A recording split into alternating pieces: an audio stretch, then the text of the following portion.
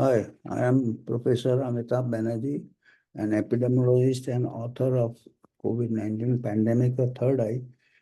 I'll be discussing Chapter 10 today. The title of this chapter is Diverting Resources and Time to COVID to the exclusion of other health issues is poor policy, particularly for a nation which has got many other public health problems, and diverting resources to one disease is not good public health policy. A nation does not become healthy by vaccines alone. We need a much better public health system, safe drinking water, nutrition, and much else.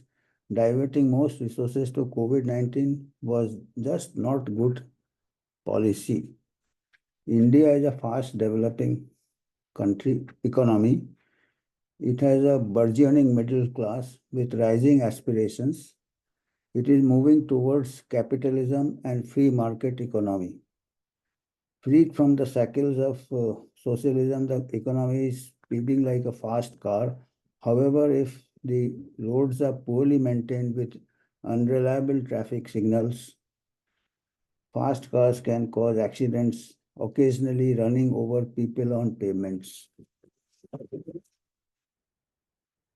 In the last 7 decades, the number of vehicles on Indian roads has risen by 11% every year. The road network, on the other hand, has grown by only 4% yearly, a gross mismatch. While responsible for traffic jams, increasing private transport on Indian roads has benefited neither the rich nor the poor. Both suffer from increasing air pollution, traffic snarls, and road traffic accidents, which kill over 400 people every day in India and maim over 1,200 more, mostly young people. The risk of a young person dying from road traffic accident in India is many times more than the probability of dying from COVID-19. If these counts are projected every day with gory images of an accident victim, 24 into 7 news channels and social media, one can imagine the panic it will cause. A permanent solution to traffic problems can only be achieved by increasing the quality of public transport in the country, which is in a pathetic state. Gustavo Petro, a former mayor of Bogota, had remarked, a developed country is not a place where the poor have cars, it is where the rich use public transport. So this example of increasing number of cars on congested roads is appropriate when we see the increasing number of vaccines which are crowding the public health system and with poor public health infrastructure. Like we are having road traffic accidents because the cars are increasing without increase in the roads, without good traffic control. Similarly, if we have too many vaccines, it will be like against a background of poor public health infrastructure. So we wouldn't know what accidents are taking place, vaccine effects. So many vaccines, how will we know which vaccine is causing benefit or which vaccine is causing harm? The expanding middle class, while pursuing the dreams for a better life, tend to neglect the health. Most have little time for physical activity and home cooked healthy foods. Increased sedentary lifestyle and fast foods lead to lifestyle conditions like diabetes, hypertension, coronary artery disease, and obesity. The current pandemic illustrates that these lifestyle diseases also make people more vulnerable to COVID-19. COVID-19 was a pandemic of the morbid people. Living in the fast lane increases the demand not only for new cars but also a pill for every ill and newer vaccines, even if they are on trial mode, like new cars with temporary registration numbers. Just like new cars are pushed, new vaccines are pushed every day. Newer vaccines can definitely prevent disease and deaths from a number of conditions depending on local epidemiology and public health problems. Vaccines in poor countries have had extraordinary successes as well as severe setbacks.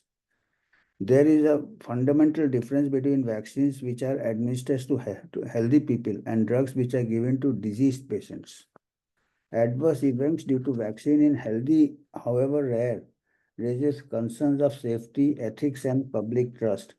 Overlooking these aspects can erode trust, leading to vaccine hesitancy. This can adversely impact vaccination programs. Just as good roads and monitoring of traffic rules are essential to prevent road traffic accidents, good monitoring and surveillance systems should be in place to prevent vaccine related accidents and adverse events from an ever increasing number of newer vaccines developed and introduced at warp speed. Without existing limitations of public health infrastructure, this will be difficult. Fast tracking mass vaccination without proper infrastructure can be hazardous.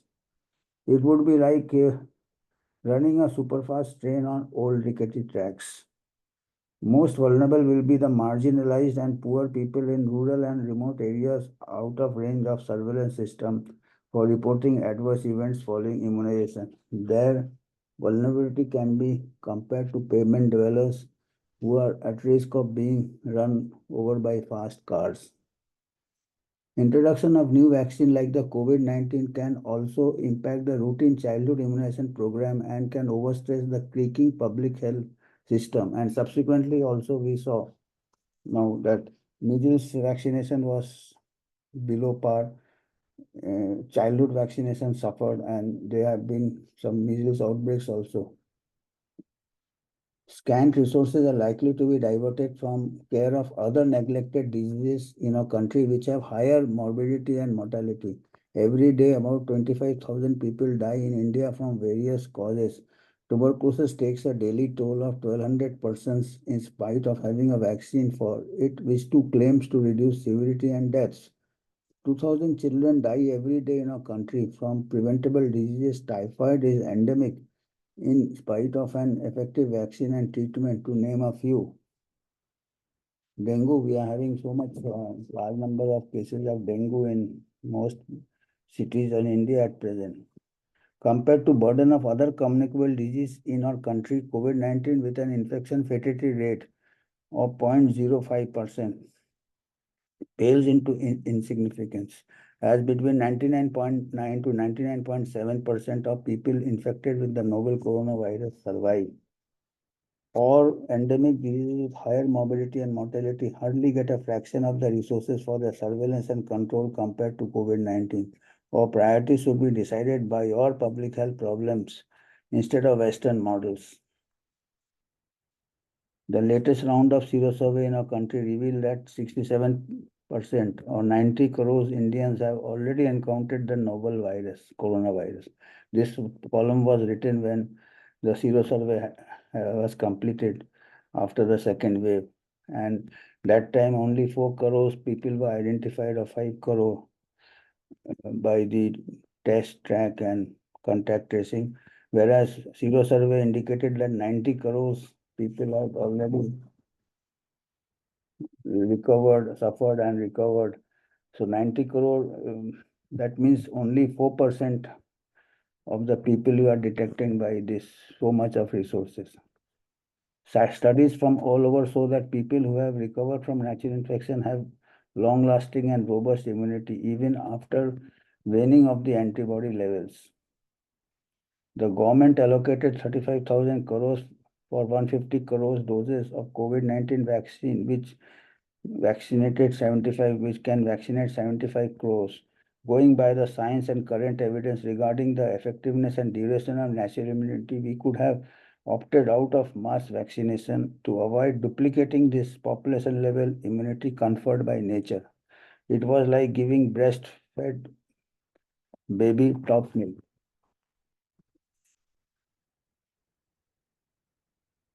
Instead, we could have resorted to smart vaccination by focused protection of people with comorbidities and elderly. This way, we could have saved a huge amount from rupees 35,000 crores allotted for mass vaccination campaign, diverted this for other pressing public health problems. For instance, water and sanitation was allotted just 21,000 crores. A large burden of disease in a country is related to water and sanitation. We can sum up by saying that good health will be achieved not only by vaccines, it will be achieved by good public health infrastructure, safe water, nutrition, housing, and clean environment, and judicious use of vaccines. So we have to calibrate our public health response, and we have to use vaccines very judiciously. It is every because then every day new virus will be discovered, new pathogen. It is good if we have a good vaccine, but if we don't have a good vaccine, as we found in this, then a lot of resources a poor country like India cannot afford. Overall health, safe water, sanitation, addressing the other health problems will improve the health of our people. Thank you. This is all I had to say in this chapter.